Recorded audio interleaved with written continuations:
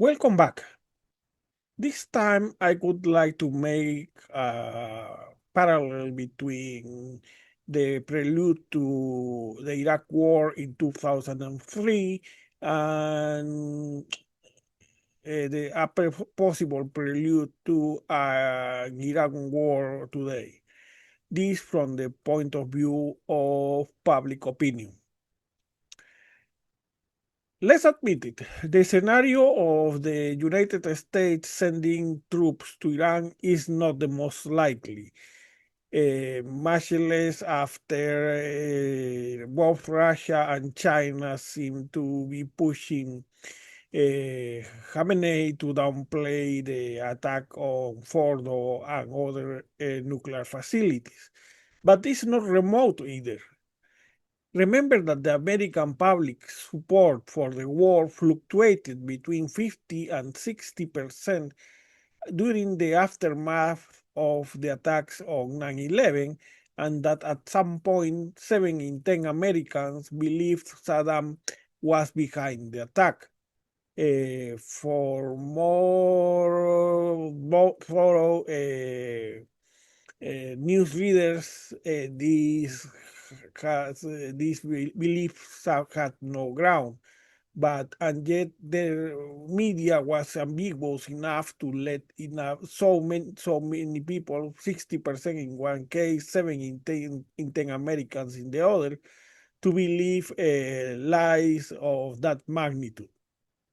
So here I would like to discuss some factors in public opinion that may facilitate such a transition from reasonability to hysteria, like the hysteria that preluded the Iraq War. Number one, Europe's diplomatic endeavors have produced no fruit so far. And yes, most of the weight is in the United States, but serious efforts by Europe and Arab states would at least show to public opinion that alternatives to armed responses to bombing, nonsensical bombing, exist and do deserve a chance to work. If you don't present the facts and you don't connect the facts with the facts, the voters are not going to be able to connect them by themselves. Number two, in Israel, although opposed by Arabs, a clear majority opposed by Israeli Arabs, a clear majority of Jewish Israelis back the strikes on Iran. This weakens an already fragmented and weak Israeli opposition and so provide less alternatives to the people. In the case of the Iraq War, let's remember that much of the nuance that would have persuaded voters to demand more measured action, more prudence, were hidden in the footnotes of Powell's report presented to Congress. Footnotes that no member of Congress bothered to read. Here it's even more obvious. There is nothing in the footnotes. Those are the opinions that are even on TV from the CIA denying the immediate threat that supposedly the bomb presented. So the attack saved Israel from a bomb that didn't exist. And yes, Farid Zakaria is right. Much of the reactions in public opinion are the result of October 7th. But like here in the case of 9/11, but also of the mediocrity of the Israeli opposition and the Democratic Party here to offer alternatives. In my opinion, that alternative was the Olmert plan in the case of Palestine, with Biden dismissed, as Paul Bremer dismissed the approaches made by the moderate Iraqi cleric Ali al-Sistani, which would have prevented much of the bloodshed we saw in the years after the invasion of Iraq. Number three, Trump has been successful at bullying his MAGA base behind to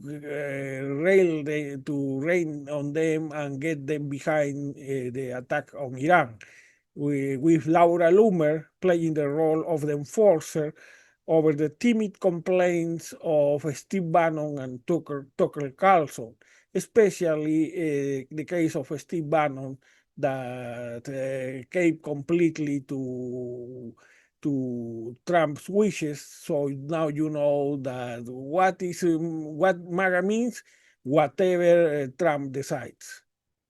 Number 4, polls still don't show a clear pattern about American public opinion, what means a transition to similar to the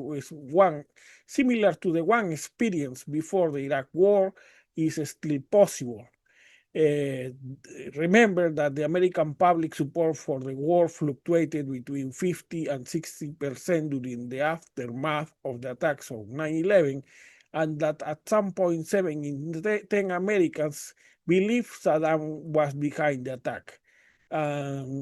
The terrible job by the media and the Democratic Party helped people make those false connections. So is you ask me again, that is the most likely scenario? No, it is. Is a minor, is a much less possible scenario, but it's not remote either. And all this brings us to the question, what fact determined Trump to abandon nuclear deal negotiations and instead cave to Bibi Netanyahu's wishes? Because if that factor still works, if Bibi Netanyahu can move American foreign policy every time he's low in the polls or wants to satisfy the likes of Ben Gavir and Smotrich, the other two members of his coalition, public opinion can be manipulated again, like in the aftermath of 9/11 and before the Iraq War.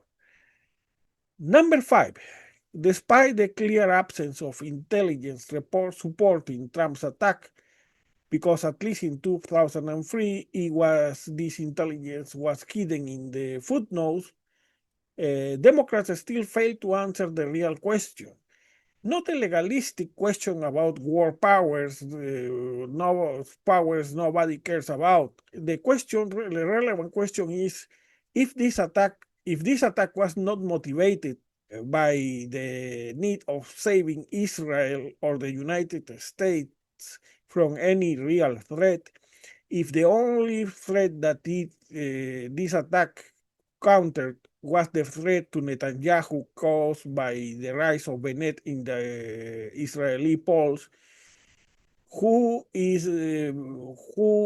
was this attack tailored to benefit? And you would say, somebody in the media proposing this question in the Democratic Party? No. They prefer the legalistic discussion because they know that nobody cares about war powers, or as they don't care about the Alien Enemies Act or another legal intricacies. They want to see who is who benefit. It would make a lot to provide them with better and more accurate criteria to answer this question, but the Democratic Party is not doing it. Thus, beyond isolated voices, the leadership of the Democratic Party has opted for hiding behind legalistic arguments that appeal to nobody, so either tacitly endorsing Trump's policies, as in the case of Iraq in 2003, or Biden's policies in the Middle East that paved the way to Trump's policies nowadays. Or is that they are still playing dead? We don't know. No wonder that vast numbers of Democrats demand new leadership in the polls, because that's what leaders do. They don't hide until the voters lead. No, they lead the voters. It's the other way around. Number 6, as in 2000, while Democrats hide behind legal arguments nobody cares about, there are curious parallels with 2003. First, as in 2003, Dick Cheney and the neocons promoted Ahmad Chalabi as the new leader of a democratic Iraq. And it happens that he was not even followed by his dog. No, he had no base in Iraq. Israeli's government is promoting Reza Pahlavi, the son of the dethroned Shah, who, as Chalabi, doesn't seem to have any real followership in Iran. Then, as in 2003, year in which Rumsfeld announced we would be greeted as liberators in Iraq, and instead unify the Iraqi population against the occupation, may get the opposite effect. That's not all, though. As soon as Iraqis try to find a post-Saddam future, the moderate Shia clerical Sistani approached Paul Bremer, the clumsy viceroy installed by the Bush administration in Iraq, and whose 13-month administration is of very sad recordation. Because Paul Bremer dismissed al-Sistani to instead try to implement bizarre experiments proposed by the Heritage Foundation. Similarly, in the case of Iran, we are weakening the moderate Pezeshkian, who is the most visible face of the moderates and a possible revival of the Green Movement. And by doing so, we are strengthening Khamenei and the Revolutionary Guards. And finally, number 7, what is the policy Democrats should be proposing to counter Trump's on Iran?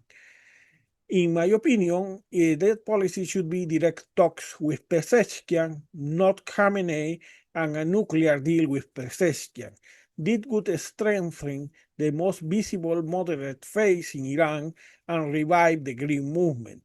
And if Khamenei decides to crack down on the Green Movement, the West can always threaten to withdraw from the nuclear deal. Would it be, but in that case, it would be clear for Iranian public opinion that it's not the United States who are trying to humiliate and submit Iranians with bombs. Is the Iranian government who is undermining their moderate voice, like it happened in the Green Movement, and they would have to associate the lost possibility of the nuclear deal and new sanctions to the Khamenei and the Revolutionary Guards of obstinacy and radicalism.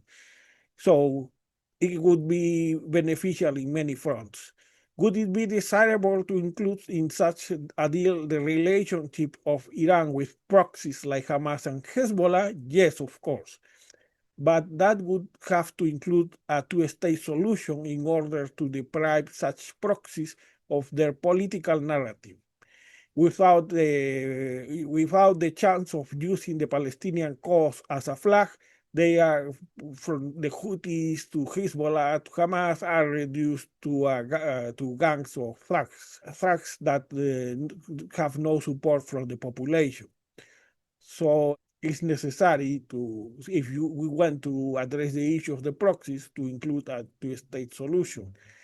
Yes, as Democrats are not in power and all they can do is to fight in the realm of the narrative, well, why not proposing something like this? And finally, let's remember that Trump wants to impose in Iran a deal under duress.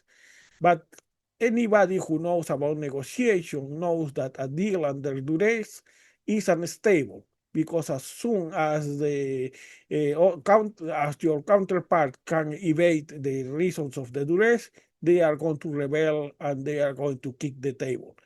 So it seems nobody in the White House knows something about real negotiation, but so also nobody in the Democratic Party. Why is the media is not doing that job? Why other leaders of public opinion are not doing this job? Let me know. And having said that, let me leave you with our newscast. Good evening. This is Brian Thomas Simons, and these are the main headlines of this hour. Among other news, 1. New 266 executive decisions were released in the Oval Office during the weekend. Among them, A new executive decision has been issued declaring that both Iran and China have unconditionally surrendered for nuclear and tariff stuff. Secretary Leavitt declared that, tired of waiting for an answer, President Trump unilaterally declared victory. B. A new executive decision confirms that intelligence briefings will be given to President Trump by a CIA officer in a Pepe Le Frog costume and that Director of National Intelligence Tulsi Gabbard will prepare those briefings with the information provided by the Israeli Mossad to prevent new instances of discrepancies. C. As a sign of forgiveness, a new executive decision re-awards Secretary Rubio the 3 medals he lost after being caught yawning during President Trump's military parade. Visibly emotional, Secretary Rubio could hardly disguise his joy even when he was denied the plea of making at least a 5-minute stop in Florida before being sent back to the Maldives. Because President Trump has my electronic signature, he says I must always be alert to be consulted, though that never happens, but he also told me that one day he will let me fly an Air Force One. I always do what he tells me to do, and that makes me very happy, declared Rubio before climbing the stairs to his flight at Reagan International Airport. 2. NBC CEO announces another contender eliminated in The Apprentice White House edition. Michael J. Kavanagh, NBC CEO, announced that another participant has been eliminated from The Apprentice White House edition. 3 weeks ago, Ambassador Mike Huckabee was the first to go for undisclosed reasons, though it transpired that the reason might have been a vicious infighting between Huckabee and Secretary Hegseth that reached embarrassing levels when Ambassador Huckabee leaked Hegseth's resume. This time, it was the turn of the Director of National Intelligence. Kavanagh declared that the decision is the president's and only his, but that the incident when her intelligence report didn't coincide with the one provided by the president's friend Bibi Netanyahu would have sealed her fate. We still have weeks of exciting competition between Pete and Marco ahead of us, so stay tuned, concluded Kavanagh before ending the press conference. 3. We let Rachel Zegler and Snow White down, and see what has happened. We have another chance in Iron Heart. Let's all subscribe to Disney Plus, pleads DNC chair. Yesterday morning, moved by a visible sense of urgency, DNC chair Ken Martin convoked an emergency press conference to call Americans to save democracy before it's too late.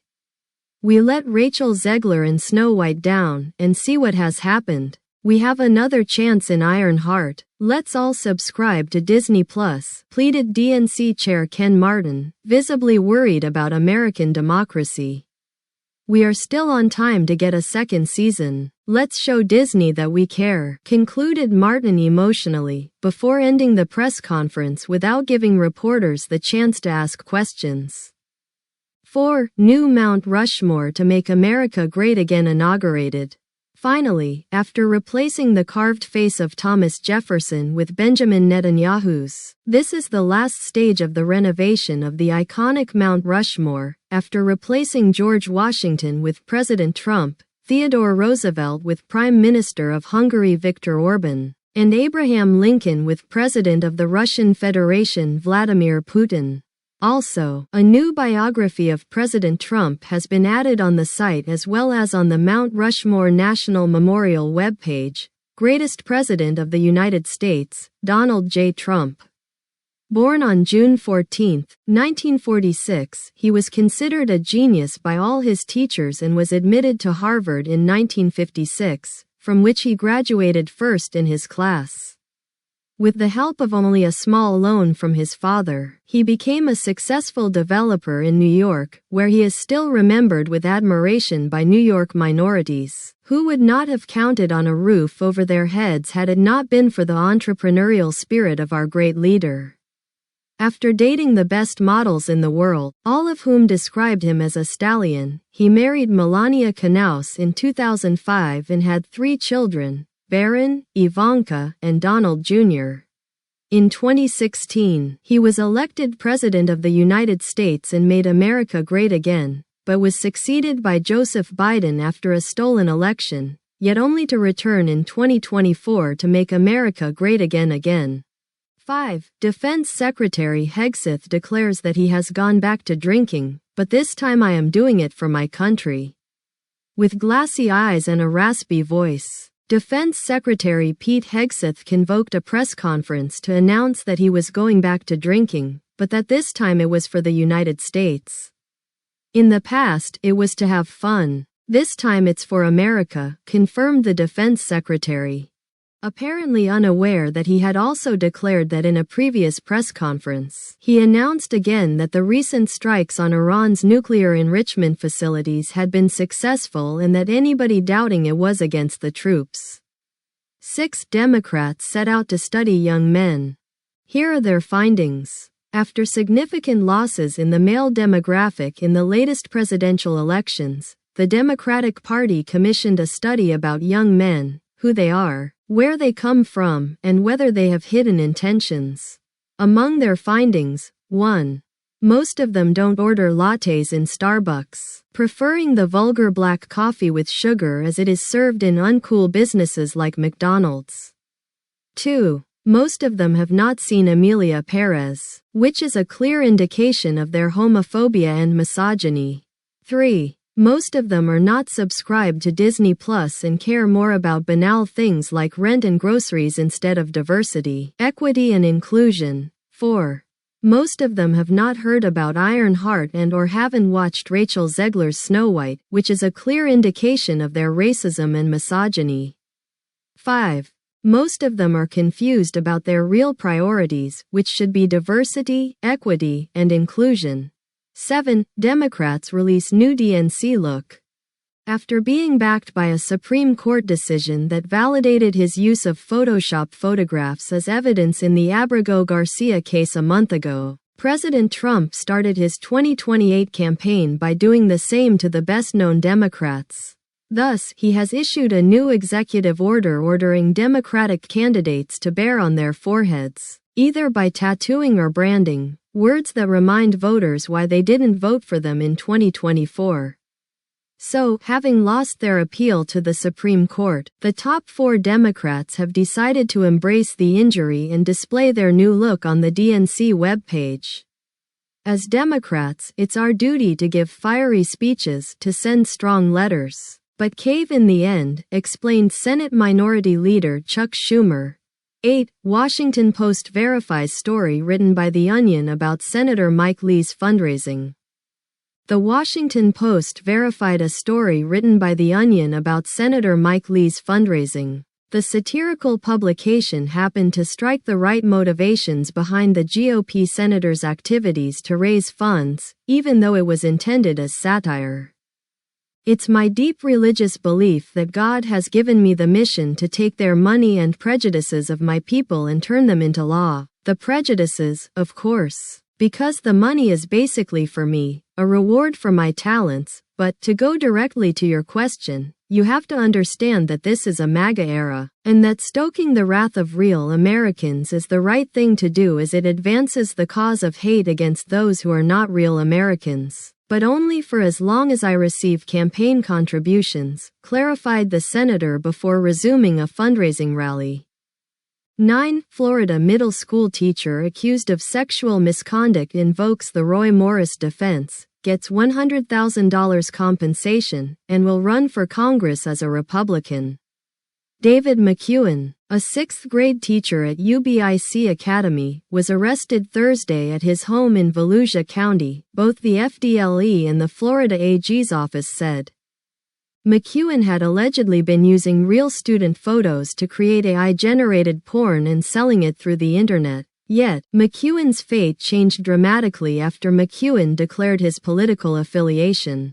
"I am a member of the Republican Party. Therefore, I can't commit immoral sins." That's the Roy Moore defense from Alabama, accepted by the Supreme Court in 2017, and so I am invoking it in my favor. It's my right. Besides, I only try to exercise my rights and stand before a tyrannical government that is always harassing small business owners, declared McEwen as he was leaving the Florida Attorney General's office.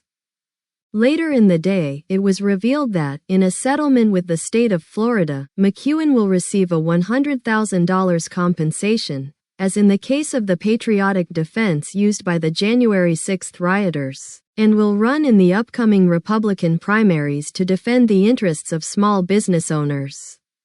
Likewise, UBIC Academy Board Chair Don Ross confirmed that McEwen has been reinstated as a middle school teacher but will receive a leave of absence when his congressional campaign starts. This has been the news of this hour. Sponsored by Church of the Holy Redeemer's Power in the Spirit. Have you accepted Jesus Christ as your personal Savior? Did you vote for Trump in 2016 and then in 2020? This is the right church for you. If so, Church of the Holy Redeemer's Power in the Spirit is the only Christian church that can promise you in the Lord to have 72 virgins in heaven for only a donation of $50 a month. You will have access to those 72 virgins in heaven. For an additional $25, you will be allowed to replace 10 of them, and for $100, Heaven Premium, you will be allowed to choose them for yourself. Guaranteed, if you're not satisfied with those 72 virgins after you die, full refund of your money. We accept Visa, MasterCard, American Express, and Discover.